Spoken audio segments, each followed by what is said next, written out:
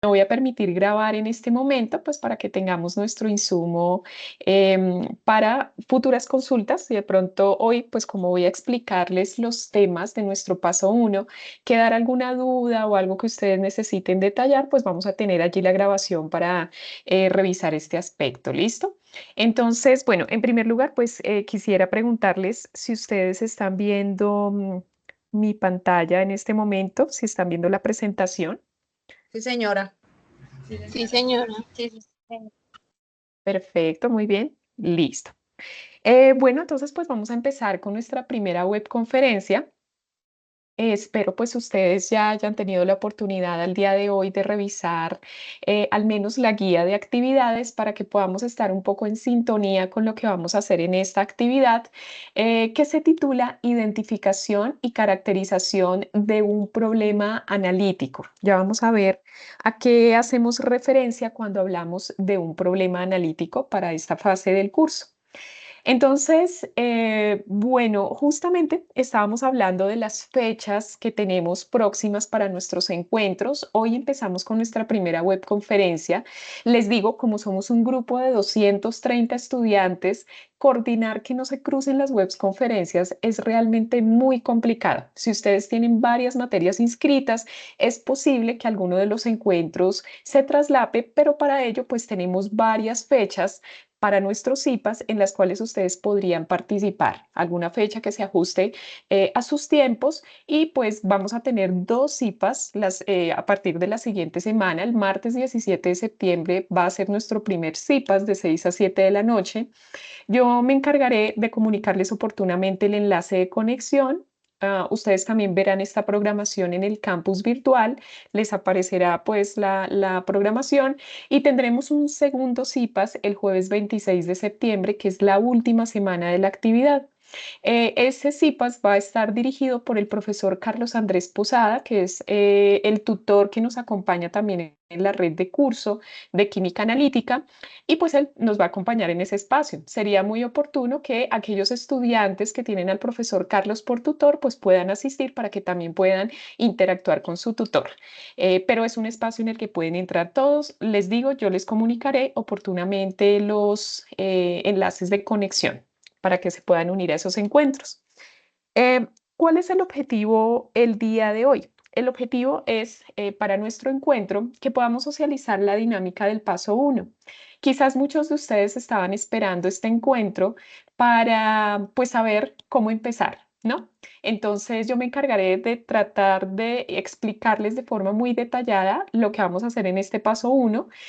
Por supuesto tendremos algunos espacios muy específicos para resolución de inquietudes y asimismo, pues vamos a abordar los temas que hacen parte de esta unidad uno desde el ámbito de la química analítica.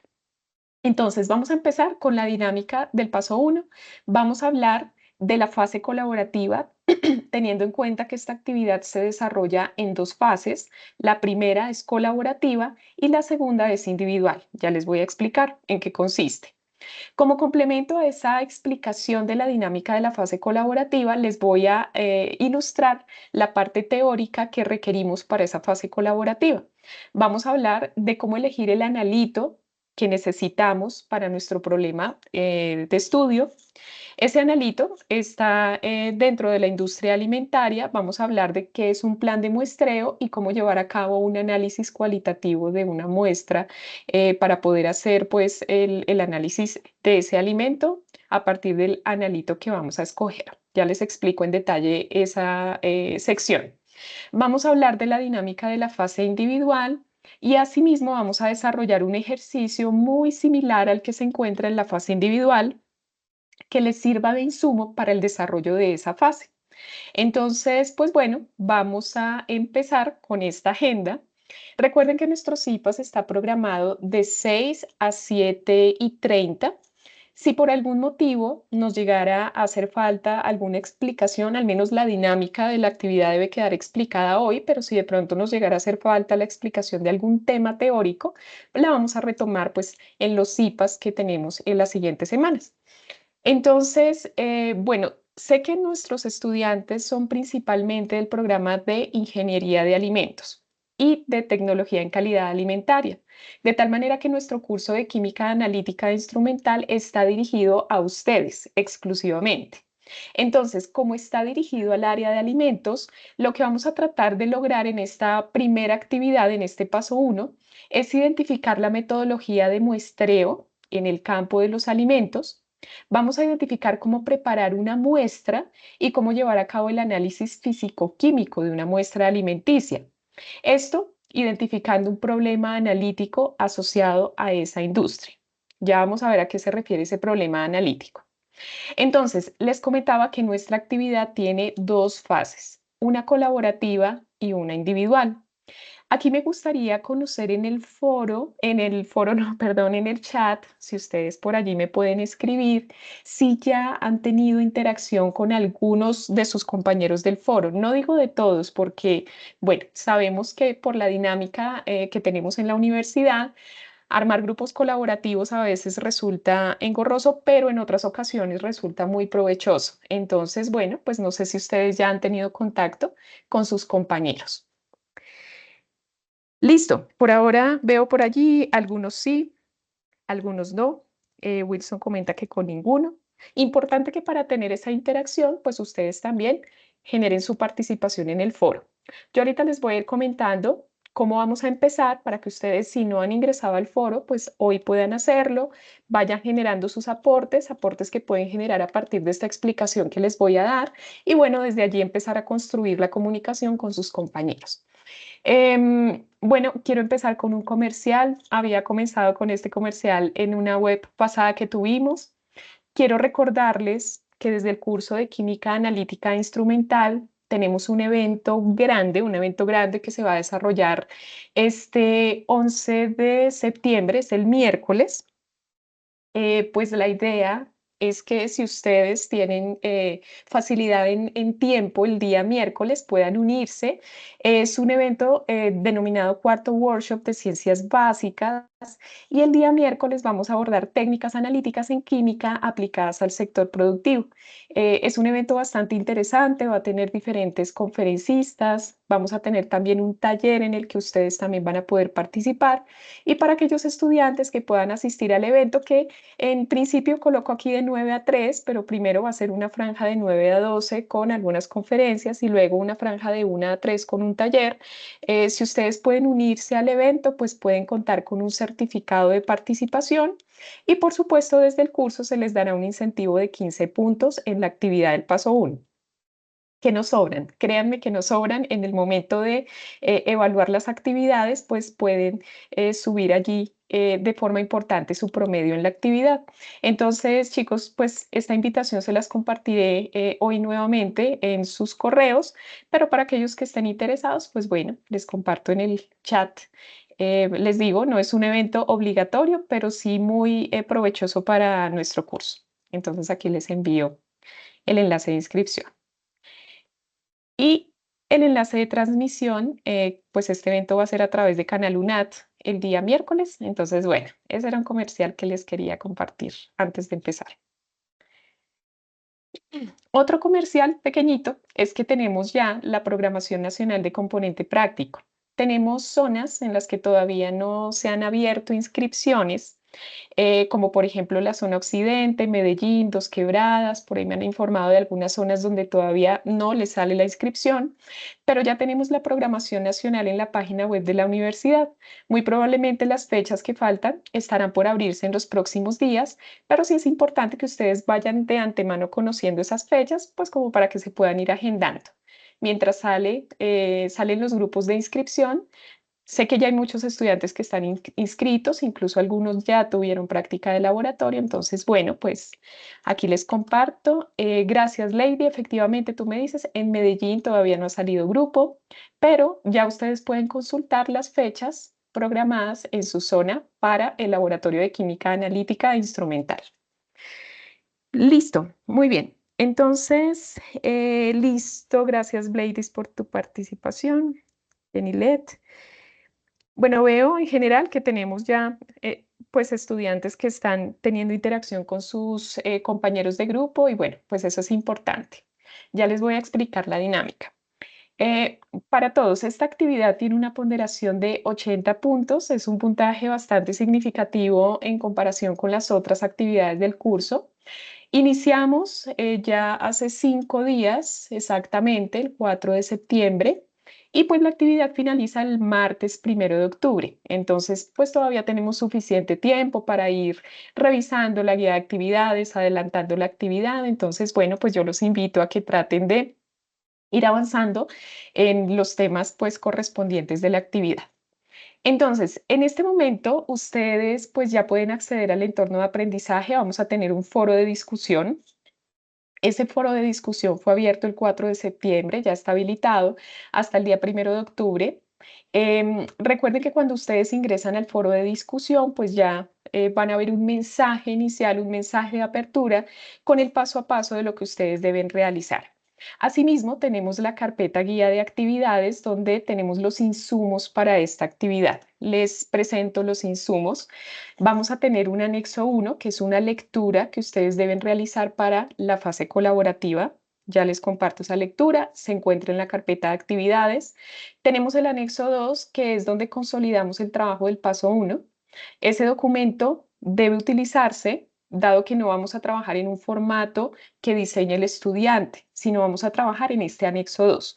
La idea es que en la medida en que ustedes van avanzando, bien sea de forma individual o colaborativa, todo lo que vayan consolidando lo vayan generando en el anexo para que tengamos una presentación mucho más organizada de la información.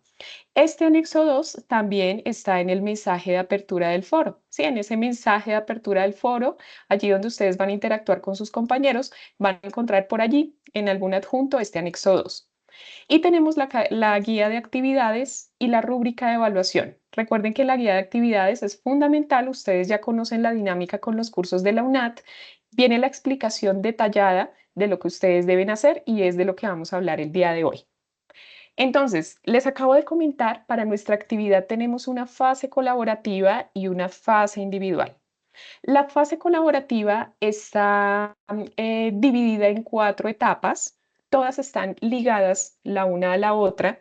Cuando ustedes realizan la etapa 1, pues ya van a poder desarrollar con mucha más facilidad etapa 2, 3 y 4, porque todas están conectadas.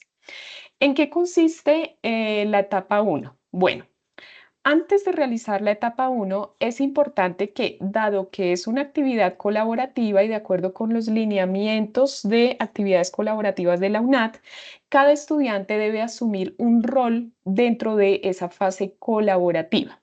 Entonces, tenemos diferentes roles. Tenemos un compilador que va a consolidar el documento con los aportes de los compañeros y se va a constituir como el producto final de entrega. Entonces ese compilador tiene básicamente ese rol y lo irá ejerciendo a lo largo de la actividad.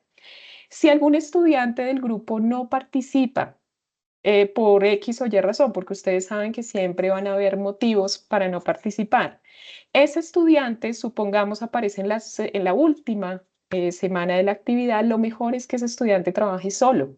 Para la fase colaborativa, pues espera que participen aquellos estudiantes que realmente están muy interesados en aportar desde ahora en esa actividad académica. ¿Sí? Entonces yo les recomiendo que desde ahora vayan definiendo los roles. Todavía tenemos esta semanita como para que los compañeros vayan apareciendo y vayan generando sus aportes. ¿Listo? Entonces, aquí tenemos otro rol, que es el rol de revisor, una persona que revise que el escrito cumpla con las normas de presentación, que básicamente son las que se indican en el anexo, un evaluador que se asegure de que el documento tenga los criterios que se indican en la rúbrica, que son básicamente, ya están estructurados en el anexo 2, el estudiante de rol de entregas, que es el encargado de subir el documento al entorno de evaluación, y un estudiante encargado de las alertas. ¿Sí? Ese estudiante encargado de las alertas, pues básicamente va a ir informando al grupo cuánto tiempo nos queda para la entrega, qué nos hace falta,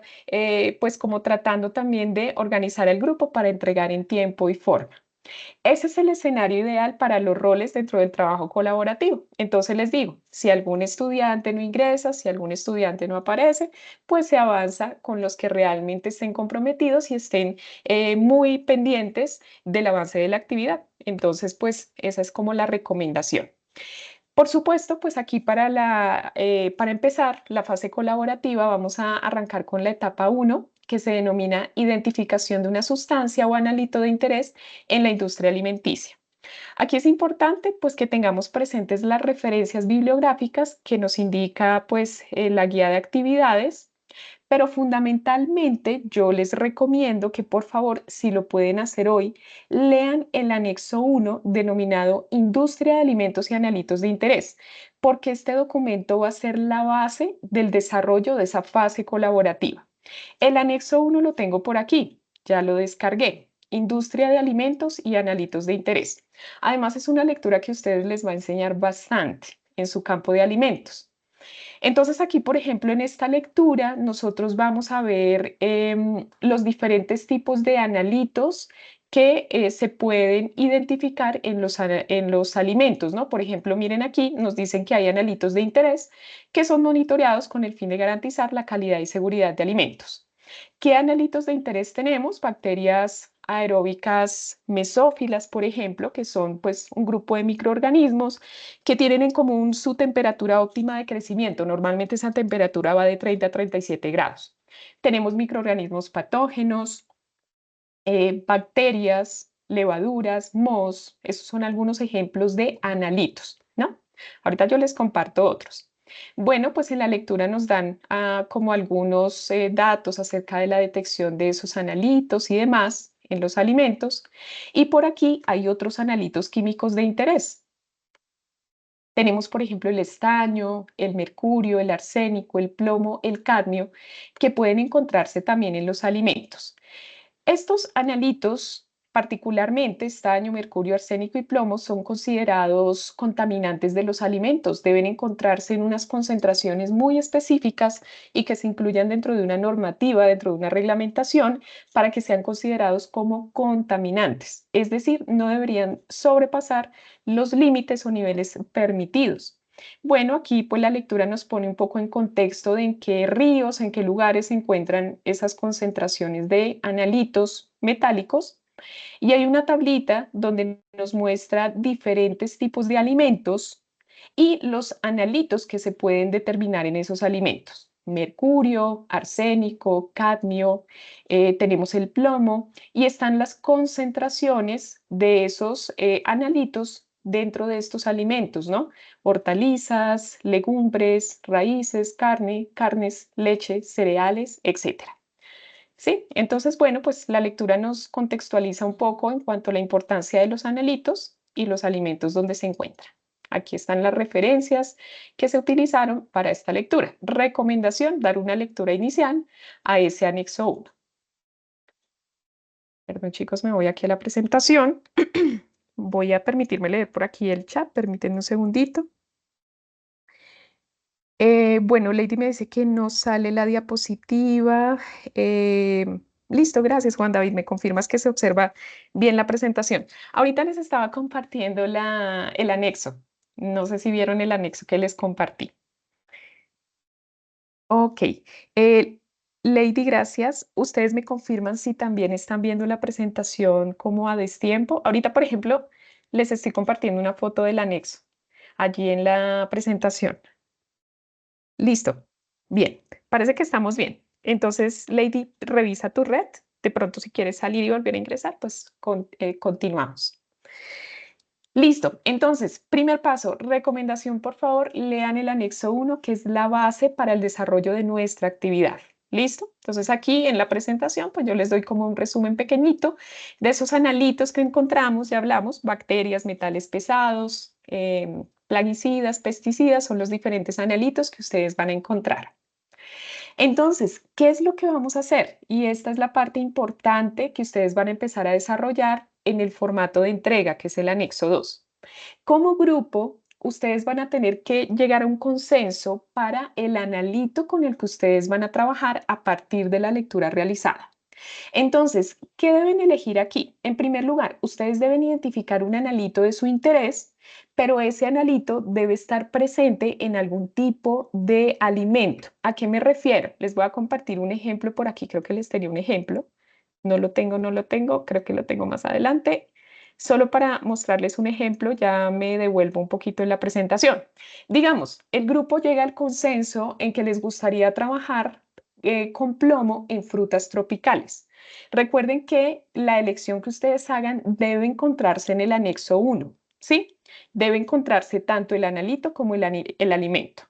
Yo les recomiendo que, claro, digamos, ustedes escogen plomo en frutas tropicales, también denle una buscadita a la literatura, que ustedes vean que hay suficiente información sobre la detección de ese analito en el alimento, como para que sepamos que en la literatura también hay suficiente soporte documental de ese analito. Me devuelvo un poquito para seguirles explicando. Entonces, bueno, toda vez que el grupo elija el analito y el alimento seleccionado, es importante que ustedes justifiquen la relevancia dentro de la industria alimenticia. Para eso, pues se pueden apoyar de la literatura o mejor aún del anexo 1, porque yo les acabo de mostrar, el anexo 1 tiene un contexto de la importancia de ese alimento en la industria. Entonces ahí, pues ustedes pueden fundamentar su elección a partir de la lectura del anexo 1 o de alguna fuente bibliográfica, pero importante que analito y alimentos se encuentren exclusivamente en el anexo 1, no en otro lado. Susana, ¿estás levantando la mano? Cuéntame, ¿tienes alguna duda hasta acá? Tutor, una pregunta. ¿El analito que tenemos que escoger es uno por persona o uno por grupo? Uno por grupo, es uno por grupo, ¿listo? La idea es que ustedes lleguen a un consenso. Entonces, claro, tú puedes compartir en el foro, a mí me interesaría trabajar con, no sé, estaño en leche, supongamos, estoy solo suponiendo. Me gustaría trabajar con estaño en leche por esta razón y justificas tu idea. Muy probablemente los compañeros que vayan ingresando dirán, sí, me parece una buena elección, me parece pertinente, todos trabajemos con ese analito. Entonces, la idea es que el grupo en su totalidad elija un único analito y un único alimento. Susana, así creo que respondo a tu pregunta. Entonces, la idea es que ustedes busquen la relevancia dentro de la industria alimenticia, pero también consulten la normatividad que rige la permisibilidad en alimentos. Y para eso, pues pueden utilizar diferentes referentes bibliográficos. ¿A qué me refiero con esto? Buscar en la literatura cuál sería el nivel o la concentración permitida de ese analito que ustedes hayan elegido en ese alimento que ustedes seleccionaron. Hay diferentes fuentes. Aquí yo pues les voy a compartir algunas fuentes por escrito porque creo que no las anoté por aquí. Tenemos, por ejemplo, datos dados por la FAO, que ustedes saben, pues es la Organización de Agricultura y Alimentos, que nos ofrece datos acerca de las concentraciones o niveles permitidos de diferentes analitos en productos o en la industria alimenticia. Tenemos, por ejemplo, la Ley 9, les voy a escribir por aquí como en resaltado para que ustedes lo tengan presente, qué documentos pueden consultar. La ley 9, por ejemplo, de 1979, que esta ley pues es una ley colombiana que nos habla acerca de la regulación de concentraciones de analitos en alimentos. Y hay por ahí otra normativa que también puede ser de interés de ustedes, que es un decreto. Este es el decreto 3075, que seguramente algunos lo conocen, de 1997. Este tipo de normativas, para que ustedes sepan, y se los dejo por aquí indicaditos, nos establecen o dan unos datos importantes de las normas sanitarias para la producción, el almacenamiento de alimentos, y como les digo, las concentraciones de diferentes analitos permitidas en alimentos. Entonces es una normativa importante que pueden consultar. ¿Y para qué consultamos esa normativa? Para poder completar nuestra primera tablita. Entonces, como les digo, la primera tabla que ustedes van a completar de forma colaborativa es esta, indicando cuál sería el analito y el alimento seleccionado. Eso lo van a colocar aquí en la tabla. Ya que el grupo define el analito y el alimento, cada estudiante va a colocar un aporte, es un breve aporte, o bueno, cuando me refiero a breve, pues hago referencia a 2 o 3 párrafos, no 2 líneas, donde ustedes indiquen cuál es la relevancia del analito seleccionado dentro de la industria alimenticia. Y aquí es donde yo me voy a dar cuenta qué estudiantes realmente están participando en el grupo. ¿Qué pasa? Si 2 estudiantes no ingresan, pues vamos a dejar 2 espacios en blanco porque fueron los estudiantes que no ingresaron. Entonces aquí va a quedar cuál es el aporte de cada uno de los estudiantes, qué consultó cada estudiante acerca de la relevancia de ese analito en la industria alimenticia. Y luego viene la normativa que rige su permisibilidad en alimentos. Entonces, pueden tomar como referencia la normativa que yo les acabo de dar o consultar alguna otra normativa donde ustedes indiquen que allí en esa normativa se indica que la concentración permitida de, por ejemplo, el plomo en frutas tropicales es de tanto y tanto. Entonces, aquí ustedes van a colocar información acerca de la normativa. Es básicamente esa sección la que cada estudiante va a colocar. Esto es un complemento importante que nos va a servir más adelante. Y aquí en la parte inferior, las referencias consultadas, al menos una por estudiante. Básicamente eso, lo que vamos a hacer en esta primera parte. Entonces, recuerden tener presente siempre el anexo 1, que es donde tenemos la lectura, y consolidar la información en la tablita que se encuentra en el anexo 2. Entonces, de esa manera, pues ya tenemos esta primera etapa que tiene una ponderación de 10 puntos. Bueno, pues ya los siguientes pasos están asociados a ese analito que ustedes han elegido. Supongamos, seguimos en la idea de que, por ejemplo, un grupo eligió plomo en frutas tropicales. Entonces, el grupo va a tener que consultar el tipo de muestreo que se realiza para analizar o para detectar ese analito en el alimento. Esa información la podemos encontrar en la literatura, en artículos, en libros, en textos que tengamos allí en el campus virtual. De hecho, yo aquí les compartía uno, por ejemplo, este análisis químico de alimentos es un libro que tenemos en los referentes bibliográficos y que de hecho es muy, muy interesante. Es un libro que nos aporta bastante, sobre todo ustedes en el campo de la ingeniería o de la tecnología, que también pues lo pueden descargar. De hecho, yo les puedo compartir aquí el enlace a este libro, que es bastante útil. Permítanme un segundito, chicos. Y bueno, pues para abrir ese libro tienen que tener el campus virtual abierto, ¿no? Brian, creo que tienes la manito levantada. ¿Quieres participar? Sí, Sí, pregunta, señor. profe, lo que pasa no es que soy del chat de mi hijo. Ah, listo, tranquila, tranquila, no te preocupes. Entonces, Cuenta. lo que pasa es que yo estoy investigando sobre el arsénico. Yo quiero Sí, saber si el señora. plan de muestreos se lo debe realizar teórico Ujú. o también se lo va a hacer práctico. Pues, yo estuve averiguando, estuve investigando y todo lo que tiene que ver el muestreo del arsénico es sobre con un equipo especializado. Ok, Y esa yo es una estoy averiguando si muy... se lo podía hacer así, como manualmente, con análisis y eso, pero dicen que es con un equipo. Ok, Yo quiero saber si solo el muestreo lo debemos realizar teóricamente, explicarlo con imágenes, pues cómo se debería hacer.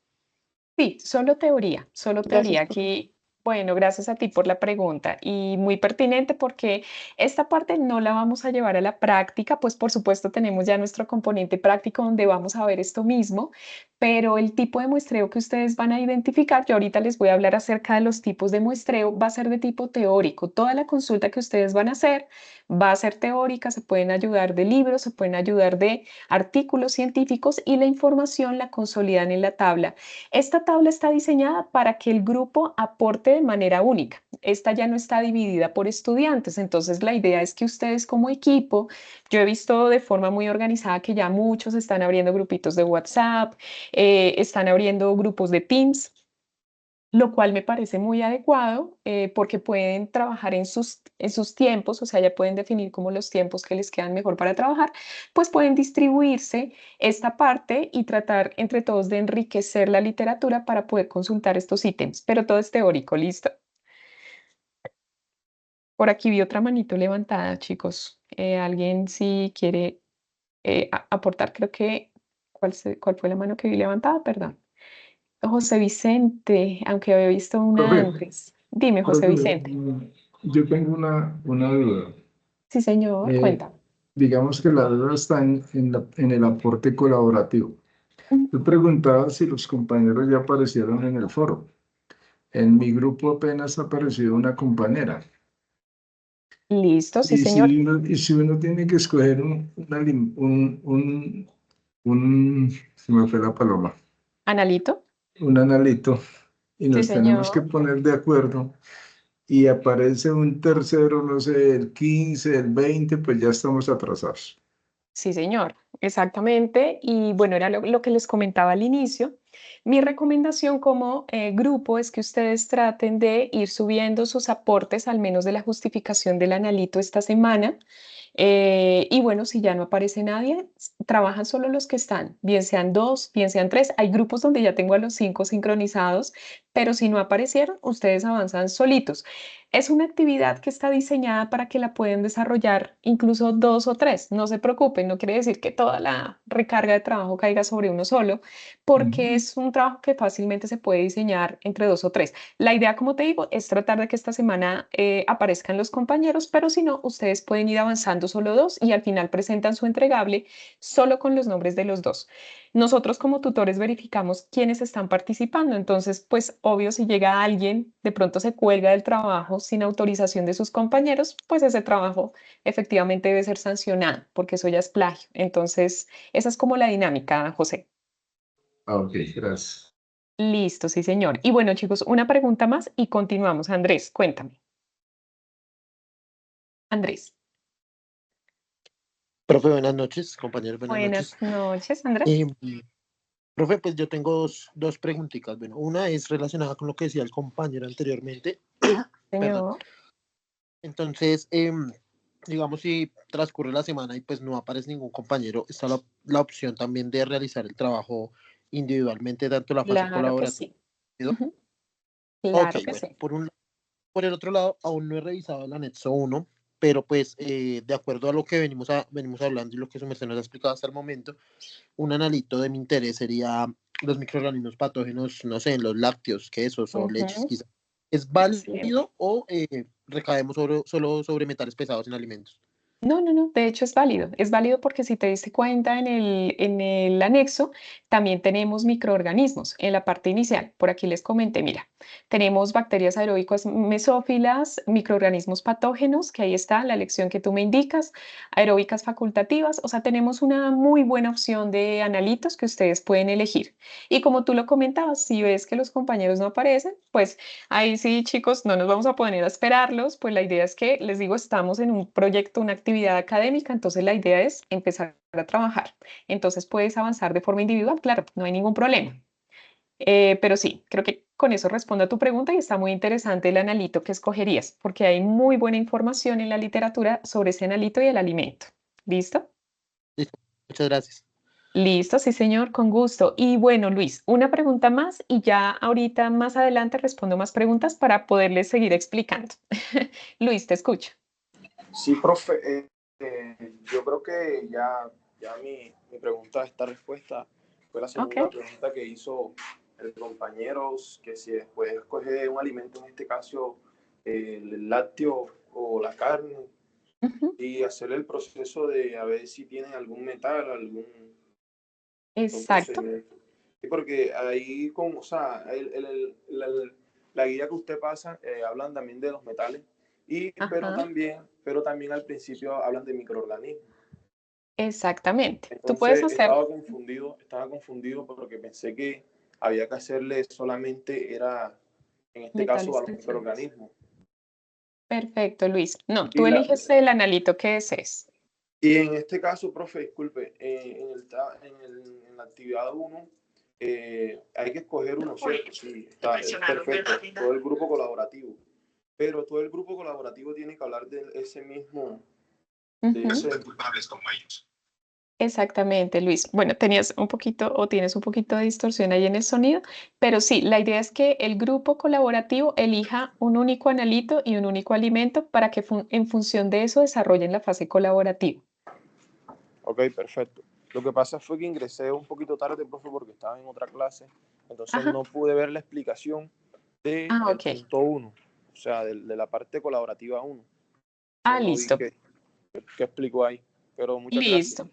Vale, Luis, con gusto. Solo he pasado por una tablita que es básicamente esta. No me voy a detener mucho en la explicación porque puedes revisar la grabación, pero en esta tablita les indicaba, ustedes como grupo eligen el analito de alimento, la relevancia del analito seleccionado, este aporte si es por grupo, que es una justificación de por qué la elección que realizaron, una justificación basada en la literatura, la normativa que rige la permisibilidad del alimento, ya hablamos de algunas normas que puedes luego consultar en la grabación, y las referencias, al menos una por estudiante, que pues justifica lo que ustedes acaban de registrar en la tablita. Básicamente eso, Luis. Pero sí, muy bien. Muy pertinentes las preguntas, chicos. Igualmente ahorita más adelante daré un espacio más para preguntas, pero entonces hasta aquí ya sabemos que hemos elegido solo un analito y un alimento en grupo. Sean muy cuidadosos a la hora de escoger el analito. Recuerden revisar el anexo 1. Tengo un grupo que por allí me indicó analito, metales pesados. Yo les voy retroalimentando y diciendo, bueno, pero ¿qué metal pesado? Ese metal pesado pues debe estar en el anexo 1. Entonces tenemos bastantes opciones para elegir. La idea, nuevamente les digo, es que ustedes consulten en la literatura qué tipo de muestreo se lleva a cabo. Todo esto de forma teórica, no vamos a hacer nada experimental, solo teórico. El muestreo, ya les voy a hablar de los tipos de muestreo, dependiendo de los analitos. Vamos a explicar ese plan de muestreo, ya les voy a explicar también este tema. Vamos a revisar qué tamaño de muestra se necesita para ese tipo de análisis, para los muestreos, qué tamaño de muestra se toma, y vamos a justificar aquí pues ese plan de muestreo, ¿no? Vamos a justificarlo, es decir, vamos a explicarlo, cómo se lleva a cabo en un espacio, en este espacio de la tabla, y todo esto pues con base en la búsqueda bibliográfica. ¿Listo? Eso con respecto a la etapa 2. Ustedes se van a dar cuenta que cuando encuentren información acerca del analito en el alimento, eso nos va a permitir desarrollar etapa 3 y etapa 4 con mucha facilidad porque ya ustedes tienen elementos bibliográficos para desarrollarla.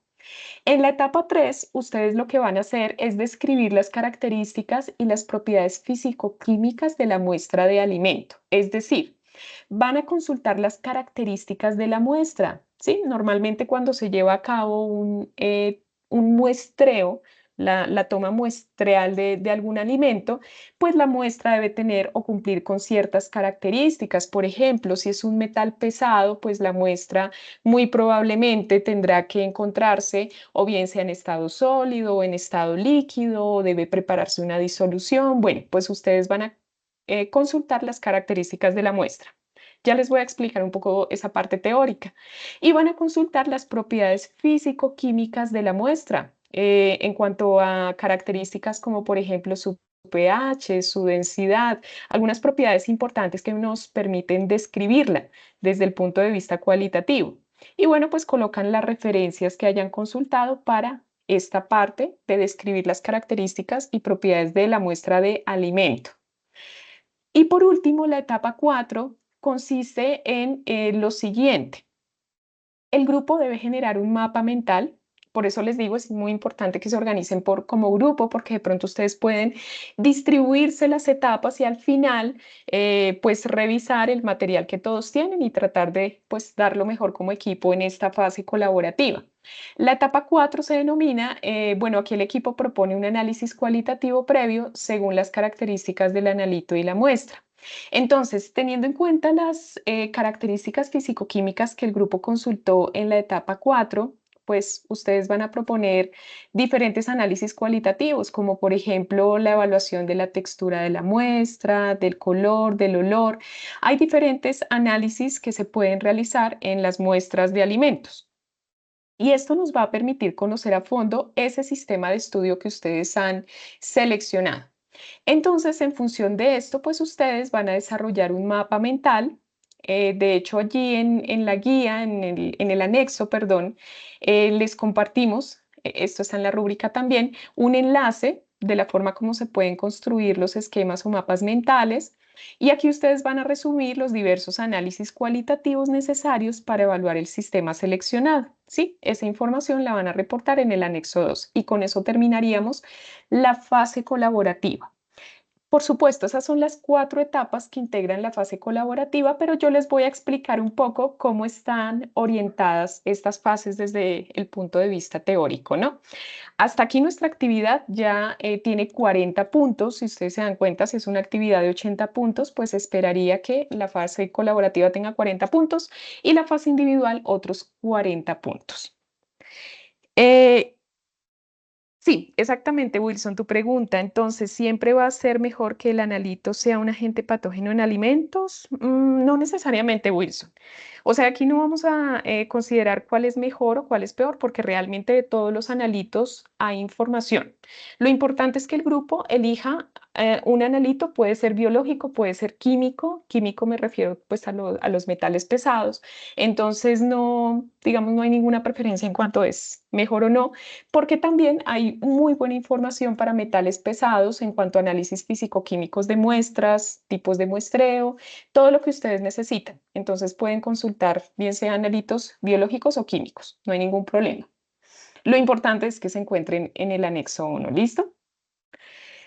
Entonces, bueno, yo les voy a hablar acerca de algunos elementos teóricos que ustedes necesitan para esa fase colaborativa, como para que ustedes tengan una idea de qué es lo que estamos pues solicitando allá, ¿no? Aquí, por ejemplo, a ustedes se les solicita tratar de consultar un plan de muestreo para determinar ese analito en el alimento.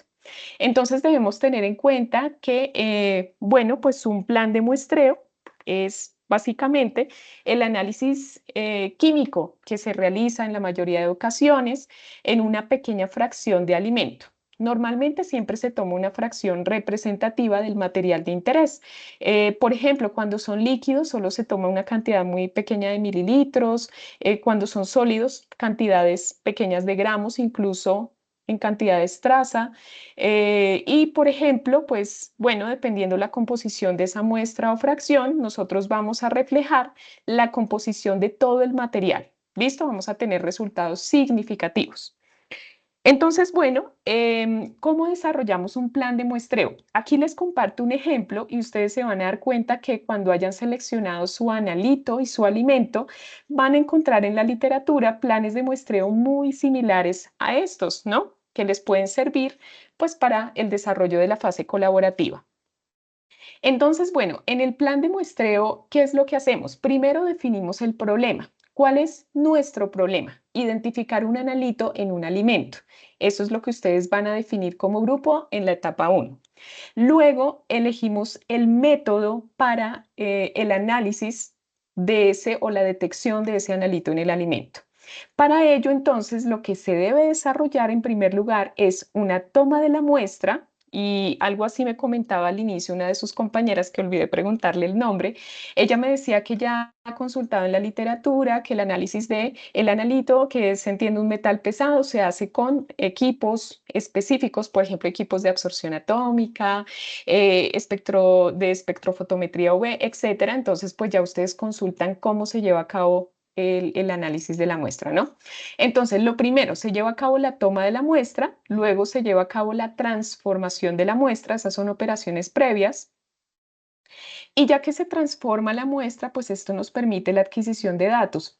Aquí les doy un ejemplo, supongamos, si es un metal pesado que se toma, por ejemplo, de una muestra de leche de vaca, supongamos se va a analizar cadmio en leche de vaca, pues esa muestra debe transformarse. ¿Cómo se transforma? Normalmente se preparan disoluciones donde se adicionan ácidos a la muestra para hacer la detección del analito, y esto nos permite adquirir algunos datos, por ejemplo, de concentración de cadmio en esa muestra de leche. Posteriormente llevamos a cabo un tratamiento de datos. ¿Sí? Eso es básicamente lo que se hace en un plan de muestreo. Luego se valoran los resultados y obtenemos unas concentraciones de cadmio en la leche que nos permiten analizar si esos niveles son permitidos de acuerdo con la norma. ¿Sí? Entonces, bueno, esos son los pasos que llevamos a cabo en un plan de muestreo. La idea es que ustedes tengan presente este tipo de planes de muestreo y traten de adaptarlos al analito que ustedes han elegido. Traten de consultar en la literatura cómo se lleva a cabo el plan de muestreo de ese analito en ese alimento. Básicamente eso es lo que vamos a tratar de consultar. Listo. Entonces, bueno, aquí vamos a hablar un poquito, Wilson, tú nos indicas si no haría falta especificar si es una muestra o una contramuestra. Ya vamos a revisar a qué nos referimos con el tipo de muestra que vamos a trabajar. ¿Listo? Ya lo revisamos.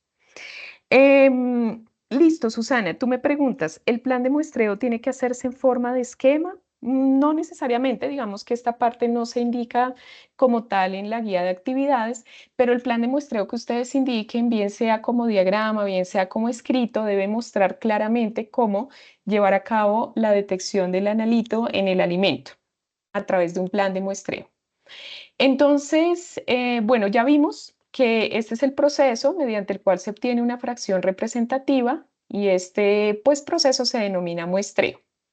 Entonces, lo que hacemos en esos planes, y fue lo mismo que hablamos anteriormente, es identificar la población que vamos a trabajar, colectar una muestra bruta. Cuando hablamos de una muestra bruta, hablamos de una colección de unidades o incrementos en ese muestreo, y luego reducimos la muestra bruta a una muestra de laboratorio, que normalmente se conoce como una muestra representativa. Por ejemplo, podemos reducir la muestra a una disolución de líquido o una disolución o un gas, por ejemplo. La muestra pues, puede ser relativamente pequeña, generalmente son homogéneas hasta su nivel molecular. Entonces, bueno, estos son básicamente los pasitos que llevamos en un plan de muestreo, en un alimento.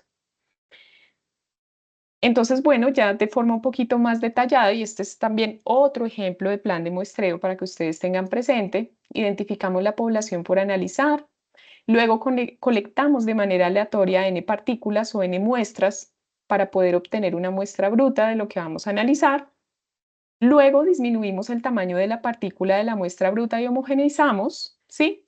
Y colectamos aleatoriamente n muestras para hacer el análisis. ¿Listo? Entonces, pues básicamente esa es como la dinámica que se lleva a cabo a la hora de hacer un plan de muestreo. Almacenamos la muestra de laboratorio y aquí retiramos las porciones de muestra de laboratorio para su análisis. Este es otro esquema, otro ejemplo de cómo se puede llevar a cabo un plan de muestreo en pues una muestra de alimentos. Entonces, bueno, ustedes se acordarán que en algunas de las etapas, si no estoy mal es en la etapa 3, les comentaba, ustedes van a tratar de identificar el tipo de muestreo que se lleva a cabo para la detección del analito. Entonces aquí pues hay muchos tipos de muestreo y ustedes se van a dar cuenta que seguramente en la literatura pues van a encontrar uno que otro. La idea es que ustedes elijan un único tipo de muestreo para su muestra. ¿Qué tipo de muestreo tenemos, por ejemplo? Tenemos este que es el muestreo de aceptación. Aquí tenemos, este generalmente se lleva a cabo en laboratorios de control. En el muestreo de aceptación, lo que hacemos es evaluar un colectivo homogéneo de una muestra, esto a través de una muestra aleatoria. Se toma una muestra de forma aleatoria para decidir la aceptación o el rechazo del colectivo de muestras, que esto pues se hace a través de diferentes análisis estadísticos. Tenemos, por ejemplo, el muestreo de caracterización. Entonces, aquí pues lo que tratamos de identificar o cuantificar son analitos contaminantes en un tiempo y espacio determinados. Eso se hace en este muestreo de caracterización. Generalmente se utiliza para metales pesados. Entonces, si alguno de ustedes elige como analito un metal pesado, este muestreo de caracterización es muy común y se lleva a cabo en laboratorios analíticos. Tenemos, por ejemplo, el muestreo de atributos. Aquí también se extrae de forma aleatoria una muestra de un lote y se clasifica de acuerdo con sus características, tanto aceptables como defectuosas, por ejemplo. Tenemos aquí el muestreo por variables. En este muestreo por variables, lo que hacemos es analizar variables continuas en la muestra, como su peso, longitud, densidad, pH, y se hacen o se llevan a cabo cálculos estadísticos de esas variables. Generalmente los cálculos que se hacen allí son la media, la desviación estándar, entre otros. Ese es el muestreo por variables y se emplea tanto para analitos de tipo biológico como analitos químicos. Y bueno, pues tenemos algunos otros tipos de muestreo por aquí, como el muestreo intuitivo, que es basado en la experiencia de quien toma la muestra. Tenemos el muestreo estadístico, en donde pues las muestras se obtienen tomando un determinado modelo. Tenemos el muestreo dirigido, que en este lo que se hace regularmente es seleccionar unidades elementales de la población y esto se hace a juicio de los investigadores. Entonces aquí lo que decía el investigador pues es lo que se realiza en el muestreo dirigido. Y tenemos el otro tipo de muestreo, que es el protocolo, que es cuando seguimos una normativa o una reglamentación ya establecida. Entonces, para eso, pues tenemos diferentes normativas en la literatura, bien sea por la FAO o algunas otras normativas, ACTM, entre otros, que nos permite generar o tener un protocolo para determinar, por ejemplo, metales pesados en lácteos, ¿no? Entonces hay bastante en la literatura. Este es otro tipo de muestreo que ustedes seguramente van a encontrar allí. Entonces, bueno, otro ítem que por allí se les preguntaba es acerca del tamaño muestral, por ejemplo. Entonces se sabe que para el caso de muestras biológicas, pues eventualmente vamos a tener diferentes tamaños muestrales que están en el orden de los semimicros y los macros. Esto se refiere al tamaño de muestra, ¿no? Normalmente en los laboratorios analíticos se procesan las muestras en intervalos que van del macro al ultramicro. En el macro, pues tenemos cantidades aproximadas o mayores a 0,1 gramo. Cuando analizamos las muestras en cantidades mayores a 0,1 gramos, pues este sería el tamaño muestral, macro. Tenemos el semimicro, que son valores menores a 0,1 y mayores o iguales a 0,01 gramos. Y para el caso de metales pesados, normalmente los tamaños de muestra que se analiza son tamaños micros o ultramicro. Esto aplica pues normalmente para muestras químicas. Entonces tenemos tamaños que son menores a 0,01 gramo e incluso en el nivel ultramicro tenemos tamaños menores a 0,0001 gramos. ¿Esto por qué se hace de esa manera? Porque muchos equipos en química son altamente sensibles y pueden determinar concentraciones muy bajas del analito en el alimento. Entonces, el tamaño muestral no necesariamente tiene que ser representativo, o sea, no tiene que ser muy grande, también pueden ser tamaños micro. Entonces, les digo, para metales pesados, pues normalmente tenemos estos tamaños muestrales. Y bueno, pues dentro de esos tamaños muestrales, pues podemos tener, por ejemplo, componentes traza y ultratraza, también son cantidades muy pequeñas. Por ejemplo, si nosotros trabajamos de acuerdo, pues dependiendo del analito, por ejemplo, con componentes que se encuentran en una cantidad mayor a 0,1%, hablamos de tipo de componentes mayores.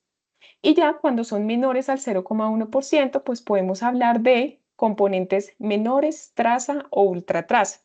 Nuevamente, para el caso de metales pesados, normalmente el tipo de componente que se analiza es a nivel traza y ultratraza, en concentraciones de 1 parte por millón o incluso 1 parte por billón, ¿no? Entonces, pues como les indico, ya que ustedes identifiquen el analito y el alimento, se van a dar cuenta que en la literatura pues van a encontrar detalles muy específicos acerca del tamaño de muestra, del tipo de componente, entre otros. Y bueno, pues aquí ya para ir cerrando esta parte de la fase,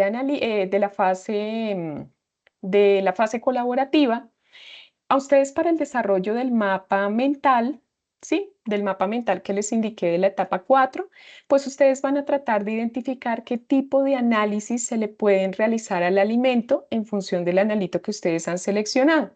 Entonces tenemos diferentes tipos de análisis que seguramente pues ustedes ya han escuchado o ya han realizado en algunos de sus laboratorios de alimentos.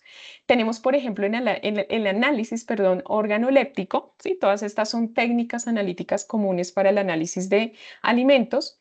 Aquí lo que hacemos pues es una valoración cualitativa del alimento, valoraciones de color, olor, sabor, textura. En todas estas pues están implicados los sentidos.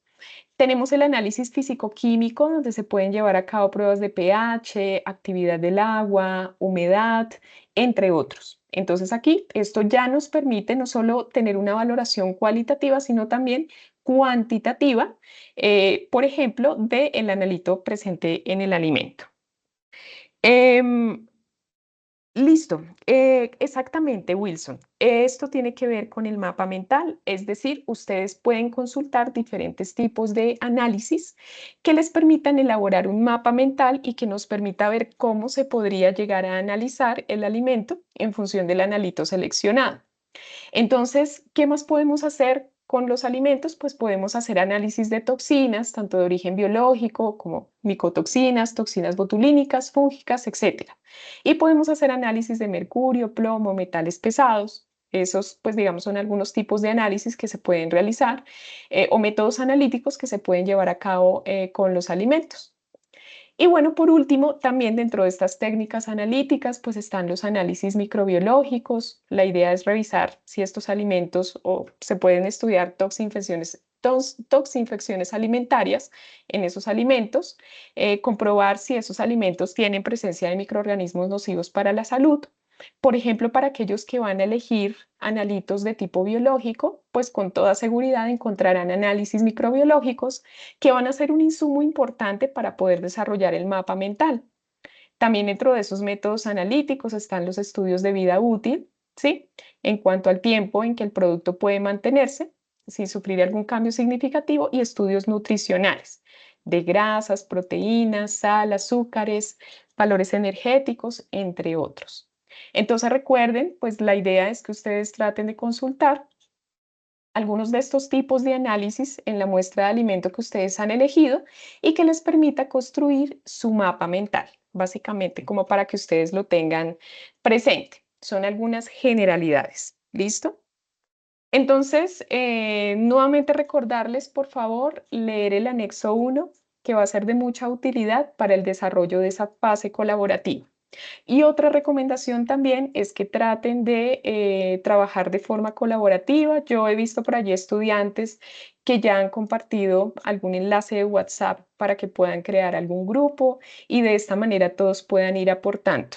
Sabemos que algunos estudiantes no tienen el tiempo suficiente para estar ingresando todos los días en el foro, pero sí es importante al menos ingresar unas 3 veces a la semana, que ustedes puedan generar aportes, puedan avanzar en la actividad y no dejar todo para última hora, porque bueno, es una actividad de un mes, pero pues el tiempo corre. Chicos, con respecto a la fase individual, yo quisiera saber si hay alguien aquí en el chat que ya haya escogido su grupo de ejercicios en el foro, porque en esta fase individual que también les voy a explicar, yo creo que nos va a tomar pues la media horita que nos queda, me gustaría saber si ya hay estudiantes que han escogido sus ejercicios en el foro. Esto lo digo para quienes ya hayan leído la guía, para los que no, pues ya les voy a explicar. Listo, Juan David, gracias. Perfecto, Juan Felipe, muchas gracias. Listo, Wilson, sí, también te he visto participando en el foro. Muy bien, muy bien. Entonces ya saben de qué les voy a hablar. Entonces, en la fase individual, y aquí les voy explicando porque voy a hacer un ejercicio modelo para que ustedes puedan desarrollar el que ustedes han escogido. Entonces, en la guía de actividades, si me voy a ir por aquí a la guía de actividades, en la fase colaborativa, les digo, está muy bien explicadito todo muy detallado, más o menos pues como lo vimos al inicio de esta webconferencia. Y en la fase colaborativa, ustedes básicamente van a tener 5 conjuntos de ejercicios. En esos conjuntos de ejercicios, ustedes se van a dar cuenta, por ejemplo, en este conjunto de ejercicios 1, vamos a tener 3 ítems, 1.1, 1.2, 1.3. En eso, pues básicamente esta misma dinámica la van a manejar el conjunto de ejercicios 2, 3, 4 y 5, porque se supone que son 5 estudiantes en el grupo. Les digo, esta fase es individual. Entonces, conjunto de ejercicio 2 también tiene 3 ítems, 2.1, 2.2, 2.3, luego conjunto de ejercicios 3. Bueno, el caso es que aquí, pues dado que hay 5 conjuntos de ejercicios, cada estudiante en el foro debe elegir un conjunto de ejercicios. Entonces, aquí tenemos un ejemplo. Pedro Pérez escogió el conjunto de ejercicios 3. Entonces, si ustedes no han hecho su elección, vayan y denle una miradita a la guía de actividades y pueden indicar allí en el foro, bueno, no sé, aquí por ejemplo tengo a la vista a Luis Edgardo Barraza. Entonces, soy Luis Edgardo Barraza y voy a desarrollar el conjunto de ejercicios 1, supongamos. Por supuesto, es importante que le den una mirada a los ejercicios y escojan el de su interés, el conjunto de ejercicios. Entonces, bueno, nuevamente pues se recomienda revisar las referencias bibliográficas, dado que tenemos 2 libros por allí muy importantes, que les servirían a ustedes para orientar un poco el desarrollo de los ejercicios. Sin embargo, yo me voy a encargar de explicarles. Está este libro de estadística y muestreo y el mismo libro que les recomendé anteriormente, Análisis químico de los alimentos. Bueno, entonces recuerden, cada conjunto de ejercicios va a estar conformado por tres preguntas, básicamente. Donde la primera pregunta pues va a consistir en un ejercicio estadístico, que quizás es el más larguito de todos, ese ejercicio estadístico. Y ya las últimas 2 preguntas tienen que ver con preguntas teóricas que incluso están asociadas con la fase colaborativa. Se pregunta, por ejemplo, qué es un tipo de muestreo, qué es un plan de muestreo. Entonces, pueden apoyarse de la explicación para resolver esos 2 últimos puntos que son teóricos. Listo. Uy, Lady, déjame revisar.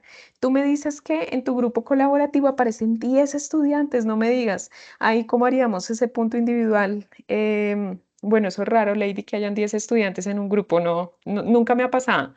Pero, Lady, yo te puedo pedir un favor. Tú me puedes indicar en el chat ahorita que puedas cuál es tu número de grupo y yo al finalizar reviso para si es preciso dividir los grupos, pero eso es raro. Te agradezco si me ayudas con tu número de grupo. Listo, gracias. Listo, entonces, como les digo, pues cada estudiante desarrolla el conjunto de ejercicios aplicando los conceptos de análisis de datos de la unidad 1 que ya vamos a revisar. Listo, déjame, yo anoto aquí grupo 14, gracias Lady. Ahorita me voy a dar una pasadita por el grupo 14, ¿listo? Para revisar. Listo. Y por último, en la etapa 3, porque esta fase individual son 3 etapas, recuerden que la primera es escoger el conjunto de ejercicios y dejar indicado su elección en el foro. La segunda parte, pues ya es desarrollar los ejercicios de forma individual y la tercera etapa consiste en recopilar ese desarrollo en el anexo 2. En el anexo 2, pues también ya les mostré las tablitas de la parte colaborativa, pero tenemos al final la tablita para consolidar el conjunto de ejercicios, tanto el 1, el 2 y el 3. Entonces aquí simplemente cada estudiante genera su aporte. Les digo, si por ejemplo tuviéramos un grupo donde los 5 estudiantes están muy activos y participando, pues con toda seguridad tendrán su tablita completa. Los que no, por ejemplo, si hay solo en un grupo, solo 2 estudiantes estuvieron trabajando todo el tiempo, pues en el consolidado final desarrollan los 2 conjuntos de ejercicios que hayan elegido. No es necesario que desarrollen todo porque no van a alcanzar, entonces solo desarrollan el conjunto de ejercicios que ustedes hayan escogido. Por eso es una fase individual. Listo. Entonces, bueno, eso con respecto a la fase individual. Quiero preguntarles, ¿aquí tenemos alguna duda sobre la fase individual? Antes de explicarles, la fase individual equivale a 40 puntos, entonces es bastante, tiene una ponderación bastante alta. Entonces, ¿tenemos alguna duda hasta acá? Ya vamos a hacer un ejemplo para que ustedes vean cómo se desarrolla. Igual me Profe, pueden indicar en el foro. buenas noches. Profe, pero entonces haces un ejemplo del ejercicio, pues usted me dice que el 1 al 3 son los mismos, el 4 y 5 ya es como más teórico.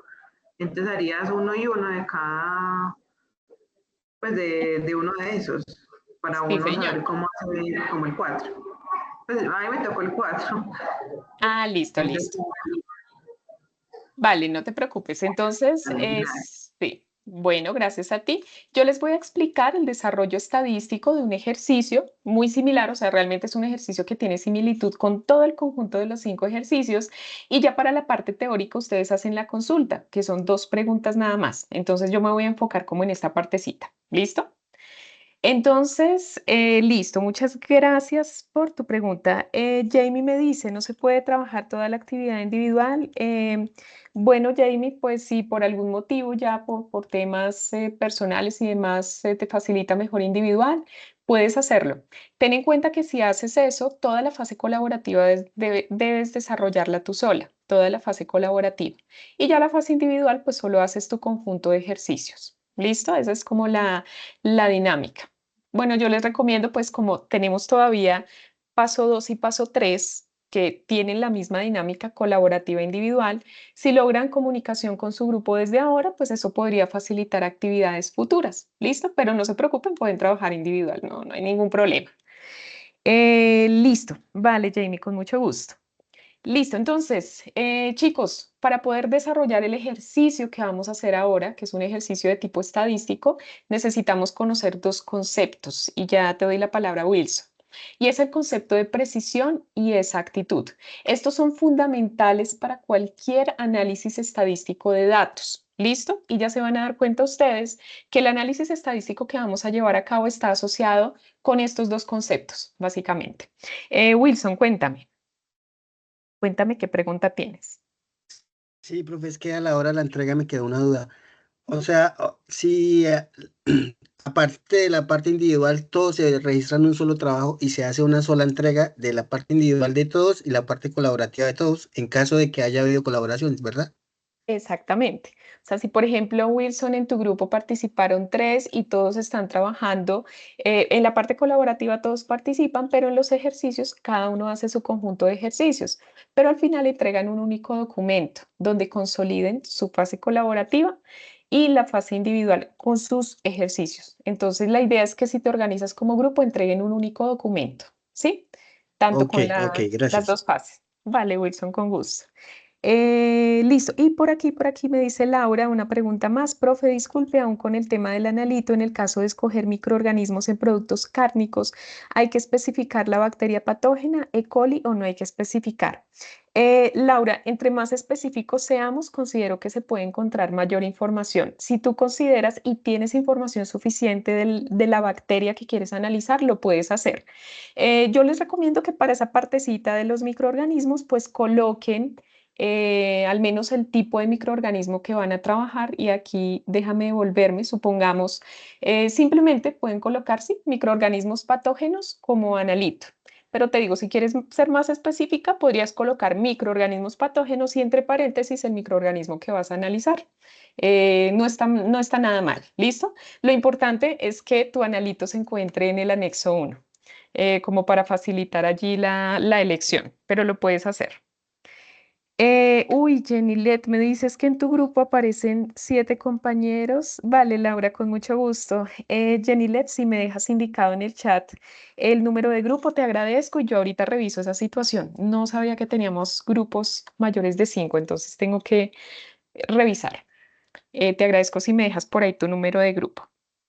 Listo, entonces vamos a avanzar con el ejercicio de ejemplo, no sin antes indicarles que el concepto de exactitud se va a referir a qué tanto las mediciones individuales que tomemos se acercan a un valor teórico que está considerado como verdadero. Esa es la exactitud. Normalmente cuando nosotros hacemos análisis, por ejemplo, físico-químicos, vamos a tener diferentes datos tomados en el laboratorio, pero al final queremos compararlos con un valor teórico para saber qué tan cercano estuvimos de ese valor. A eso se denomina exactitud. Y en cuanto al concepto de precisión, este se refiere a la cercanía entre los valores medidos, cercanía entre los valores medidos. Aquí nos enfocamos solo en las mediciones que tomamos y no comparamos nada con el valor real. Eso es la precisión. Entonces, si tenemos esta tablita de dardos, ¿cómo podríamos identificar aquí o qué podríamos decir acerca de la exactitud y la precisión de esos dardos? ¿Cómo creen ustedes que sea aquí la exactitud de estos dardos en este tablero? ¿Será buena o será mala? ¿Qué creen ustedes con respecto a la exactitud? En este primer ejemplo, ¿la exactitud será buena o mala? Buena, Es ¿no? buena. Buena. Perfecto. Profe, ¿Y porque la está en el medio. precisión? todos están apuntando a un centro, ¿no? Esperaríamos que todos estén en el centro, no cercanos al centro, sino al centro. Entonces podríamos decir que la exactitud es buena. Y la precisión, ¿qué podríamos decir de la precisión? ¿Qué creen ustedes? ¿Era buena o mala? Es buena, ¿verdad, Jamie? Por aquí veo en el chat, muy bien. Tenemos dos casos donde la exactitud y la precisión son buenas, dado que todos están dando hacia un centro, que es el valor verdadero, y los valores son cercanos entre ellos. En el segundo caso, ¿qué me pueden decir de la precisión? ¿Será buena la precisión en el segundo caso? ¿Qué creen ustedes? La precisión. Es buena la precisión, pero es mala la exactitud. Exactamente, sí, señor. Entonces tenemos que hay buena precisión por cuanto los datos están muy cercanos, pero están lejos del valor real. Por tanto, decimos que hay una mala exactitud, pero hay una buena precisión. ¿Listo? Exactamente, Lady. Aquí lo que tú me indicas. Es buena porque cayeron juntas, pero no exactas donde era. Muy bien. Y aquí tenemos ya una distribución total que no nos dice nada sobre la precisión y la Donde exactitud. las dos son malas. Exactamente, malísimas, perversas. Yo creo que esa es mi puntería, incluso a veces se me sale en el tablero. Entonces, mala exactitud, mala precisión. ¿Listo? Entonces, bueno, tenemos esa situación, pero también tenemos parámetros estadísticos, pues que vamos a utilizar para este propósito. Ya les explico. Déjenme avanzar aquí un poquito para lo que necesitamos, porque veo que estamos apenas de tiempo. Entonces, cuando nosotros queremos analizar la precisión de los datos, es decir, la cercanía que hay entre ellos, vamos a tener en cuenta tres parámetros estadísticos. Uno de ellos es el promedio, que con seguridad estoy segura que ustedes han desarrollado matemáticamente el promedio. Si nosotros tenemos un conjunto de datos, lo que hacemos para determinar el promedio es sumar los datos que hemos calculado y dividirlo por el número de datos, ¿sí? Eso es lo que vamos a hacer ahora matemáticamente. Otro parámetro estadístico que me habla acerca de la precisión o la cercanía de mis valores entre ellos es la desviación estándar. Entonces, la desviación estándar, ¿cómo se calcula? Y ojo con esto. Cuando yo quiero calcular la desviación estándar, debo tener en cuenta en primer lugar la raíz cuadrada. Esa raíz cuadrada la vamos a sacar del siguiente parámetro, que sería la sumatoria de la siguiente operación. Aquí tomamos, y déjenme ver porque como que aparece un poquito raro el puntero, coloco aquí una pluma. Este parámetro que tenemos aquí, que subrayo en rojo, es el promedio. Aquí como que no se ve bien la línea, este es el promedio. Entonces, lo que hago es tomar los datos individuales, por ejemplo, X1 solito, X1 aquí, y le resto el promedio. Y a esa resta la elevo al cuadrado. Como es una sumatoria, quiere decir que el parámetro que sigue después de este es, entre paréntesis, X2 menos el promedio, todo elevado al cuadrado. Y así sucesivamente hasta completar mi total de datos. Ese factor, que ya lo vamos a ver, lo voy a dividir por el número de datos menos 1. Si tengo 6 datos, pues le resto 1, ¿sí? A esto también se le conoce como grados de libertad. Entonces, esta es la operación que vamos a hacer para hallar la desviación estándar. Ahora bien, para el coeficiente de variación, que es otra medida que me indica la precisión de mis datos, y ya les digo por qué la precisión, vamos a tomar nuevamente aquí, vamos a tomar la desviación estándar que ya calculamos para hallar el coeficiente de variación, calculamos la desviación estándar y esa la dividimos por el promedio que hayamos calculado, en esta primera parte. Eso lo multiplicamos por 100 y ese es mi coeficiente de variación. ¿Por qué decimos que estos dos parámetros tienen que ver con la precisión? Porque todos están relacionando el promedio de mis datos. Dado que no estoy comparando... Chicos, por ahí tenemos un micrófono activo, por ahí. Déjenme ver. Perdón, chicos, voy a revisar. A ver. Permítanme un segundito para identificar quién tiene su micrófono encendido, chicos. Santiago, es que cuando activan micrófono, creo que los que sufrimos somos los que tenemos audífonos. Listo, perdona ahí que te muteé. Listo. Entonces, eso con respecto a desviación estándar y coeficiente de variación. Dado que no los estamos comparando frente a un valor real o teórico, pues decimos que estos datos nos hablan de la precisión. ¿Listo? Y ahora bien, cuando ya empleo el valor real o el valor teórico, entonces hablo es de el porcentaje de error. Cuando hablo del porcentaje de error, estoy hablando de la exactitud de mis datos. ¿Qué tan exactos son? Pues la idea para saber qué tan exactos son es porque el porcentaje de error es lo más cercano a cero posible. Entre más cercano a cero sea mi porcentaje de error, pues estoy diciendo que mi proceso o mis mediciones fueron exactas. ¿Cómo puedo calcular el porcentaje de error en mis mediciones? Para ello debo conocer el error absoluto, ya les indico cómo calcularlo, y ese error absoluto lo voy a dividir en un parámetro que he llamado XA. XA va a ser el valor real o teórico. Ese valor real o teórico, pues como su palabra lo indica, lo vamos a encontrar en la literatura. Es un valor que ya está en la literatura. Eso lo multiplico por 100, porque es un porcentaje. ¿Cómo calculo este Es error decir, eso es absoluto? una constante. Dime. Sí. Eso se vuelve una constante, ¿sí? Bueno, digamos que en este caso sería, sí, una constante si esta se encuentra en la literatura como tal, pero es un valor que ya encuentras tabulado. Por ejemplo, si vas a comparar o tus datos son densidades del agua, pues debe haber una densidad del agua a una temperatura de laboratorio que estés trabajando. Entonces es más bien un valor que ya está tabulado, llamémoslo así, no necesariamente una constante. No necesariamente, José Vicente. Es un valor que ya está tabulado. Y ahorita te voy a compartir un ejemplo para que veamos. Y el error absoluto, para que ustedes lo tengan presente, es igual al promedio que ya hemos calculado menos el valor real, que es conocido como valor teórico también. Entonces, bueno, entremos en materia. Este es un ejemplo que realmente lo vamos a resolver con mucha facilidad, ya ustedes van a ver, y es muy similar a los ejercicios que ustedes tienen. Yo estimo que para esta clase, déjenme colocar aquí la plumita, nosotros vamos a alcanzar a ver esta sección. Y esta otra la vamos a dejar para nuestros CIPAS, que también voy a dirigir yo, entonces me voy a encargar de explicarla lo mejor posible para que, pues si ustedes ya tienen un avance de estos primeros 4 ítems, pues solo les falten estos 2 y los podemos desarrollar durante el CIPAS o bien con la grabación del CIPAS también. Entonces, bueno, vamos a tener aquí un ejercicio donde se han determinado 6 valores de densidad, estos que ustedes ven acá. Entonces, se ha tomado la densidad del agua, la temperatura del laboratorio, de hecho ustedes van a hacer esto ya en sus prácticas, se tomaron medidas de masa del líquido cada 5 mililitros empleando una bureta. Para ello se obtuvieron los siguientes datos para la densidad, que se da en gramos sobre mililitro del agua, siendo el valor real o teórico, que en la diapositiva previa denominamos como XA, siendo el valor real o teórico de la densidad de la temperatura de trabajo, 0,993 gramos sobre mililitro XA.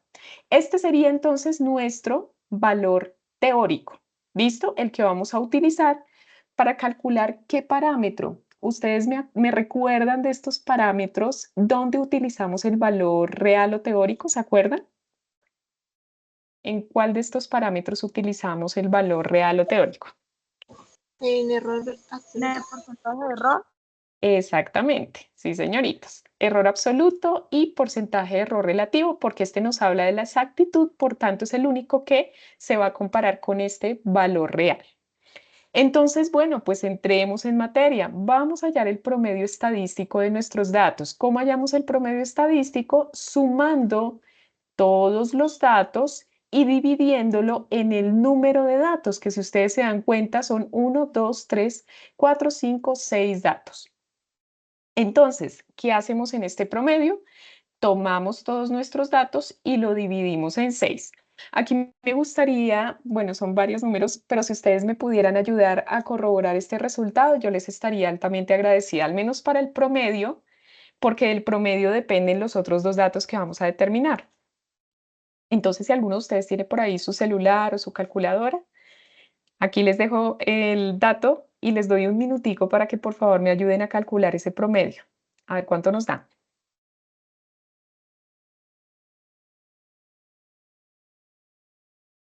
Y ahí vamos a dar un minutico pues para que ustedes puedan revisarlo. Yo aquí respondo preguntas. A ver. Listo, me dice Jamie que no hay valor real, pero no sé, creo que te estás refiriendo a algún ejemplo previo. Eso lo hacemos en Excel. Jessica, no necesariamente. La idea, pues, es que ustedes puedan colocar los cálculos, ojalá utilizando el editor de ecuaciones de Word, en el recuadro del anexo 2, que es donde ustedes van a entregar la actividad. El ejemplo que yo te muestro, pues, es un ejemplo manual utilizando ecuaciones de, perdón, sí, la opción de ecuaciones de Word. Te recomiendo que lo hagas de esa manera. Por supuesto, puedes utilizar Excel para corroborar. No hay ningún problema en ello. Listo, gracias Juan Pero bueno, Felipe, Laura, José Vicente. Listo, vale. Bueno, listo. José Vicente nos da un resultado con más cifras significativas que me parece bastante útil porque nos permite aproximar el resultado. Como nosotros estamos trabajando aquí, todos nuestros datos con, bueno, 3 cifras significativas, por aquí hay 4 cifras significativas, podemos reportar el resultado en el número menor de cifras significativas que serían 3. En este caso sería 994. Como nos está dando 9938, podemos aproximar a 4. Recuerden que se aproxima a partir de 5. Entonces, este sería el resultado. ¿Listo? Densidad, promedio de la densidad, 0,994 gramos sobre mililitro. Entonces, bueno, dicho esto, claro, Jessica, sería mucho más práctico, pero yo te recomiendo que lo trabajes solo para corroborar, a menos de que, porque pues bueno, en Excel tienes la fórmula, pero la idea es que ustedes sepan también cómo se calcula. Para el caso de la desviación estándar, nuevamente digo, pueden utilizar Excel para corroborar los resultados. Es importante que ustedes sepan de dónde sale la desviación estándar. ¿Cómo la calculamos? Aquí hay algo importante y es que entre más pequeño sea el valor de la desviación estándar, mucho mejor, porque eso nos indica que nuestros datos pues están muy poco alejados del promedio. Entre menos alejados estén del promedio, hay mayor precisión en las medidas.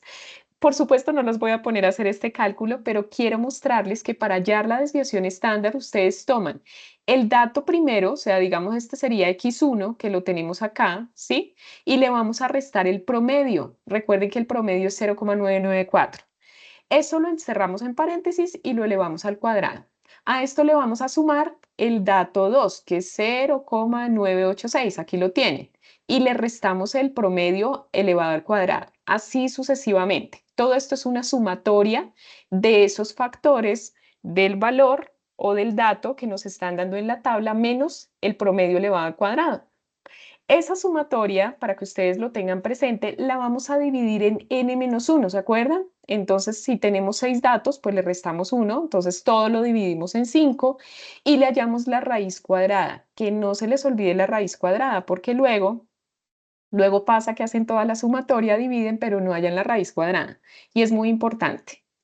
En este caso particular, este resultado nos da pues también un dato muy bajito, que es 0,0186, pues que nos habla de la buena precisión que tenemos en nuestros datos. Las unidades van a seguir siendo las de densidad, pero este sería el resultado. Se los dejo aquí porque pues con este ejemplo de pronto ustedes pueden corroborar el cálculo que acabamos de hacer. Listo, José Vicente, por ahí me compartes un resultado, pero tendríamos que revisarlo porque todavía nos falta, ahí no sé si habrá sacado raíz cuadrada y demás. Entonces, bueno, dicho esto, si ya tenemos la desviación estándar, ya ustedes vieron que calculamos aquí promedio y desviación estándar, pues simplemente hallamos el coeficiente de variación. Realmente el dato más largo es desviación estándar, es el único. Aquí ya utilizamos la desviación estándar obtenida, la dividimos en el promedio y esto lo multiplicamos por 100. La idea es que los valores nos den bajos. Cuando hablo de valores bajos, hablo menores al 5%. Entonces aquí tomamos la desviación estándar que acabamos de calcular, la dividimos en el promedio, multiplicamos por 100. El promedio, recuerden que ustedes lo calcularon al inicio, y esto nos da 1,87. No sé si ustedes me ayuden a verificar si este resultado es correcto, porque bueno, puede pasar que de pronto se me haya ido por ahí algo mal, pero ustedes me ayudan a verificar este cálculo como para corroborar.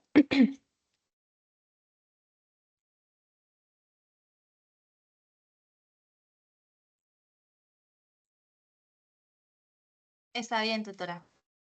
Listo, vale, muchísimas gracias.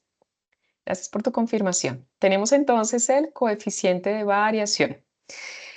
Listo, Laura, Karina, muchas gracias. Entonces vamos ahora con el error absoluto. Recuerden que ya no hablamos de precisión, sino ahora hablamos de la exactitud de nuestros datos, qué tan cercanos están a cero. Entonces, para el error absoluto, lo primero que hacemos es tomar el promedio que ya hemos calculado, 0,994, y a eso le restamos pues el valor considerado como real. Recuerden que nosotros dijimos que XA era la densidad teórica del agua, la temperatura de trabajo. Este valor se encuentra en la literatura, ya está tabulado. Entonces, esto nos va a dar un resultado muy bajito, que esto es bueno. Entre más cercano nos dé a cero, pues eso nos habla de la exactitud de nuestras mediciones. Quiere decir que se hizo un muy buen trabajo en el laboratorio.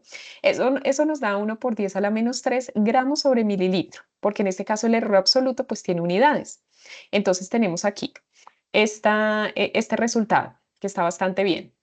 Y para el porcentaje de error tomamos el error absoluto que acabamos de calcular y esto lo dividimos pues en el valor real, en el valor considerado como real por 100. ¿Alguno de ustedes me puede ayudar, por favor, con ese cálculo? Vamos a corroborar cuánto nos da antes de arrojar el resultado. Recuerden, error absoluto dividido en el valor real por 100. En el laboratorio, si obtenemos resultados mayores al 5%, lo ideal sería en este caso volver a repetir el procedimiento, porque quiere decir que nuestros datos pues se encuentran muy alejados del valor real. Entonces ya aquí como para finalizar, chicos, si ustedes me colaboran con esta parte, pues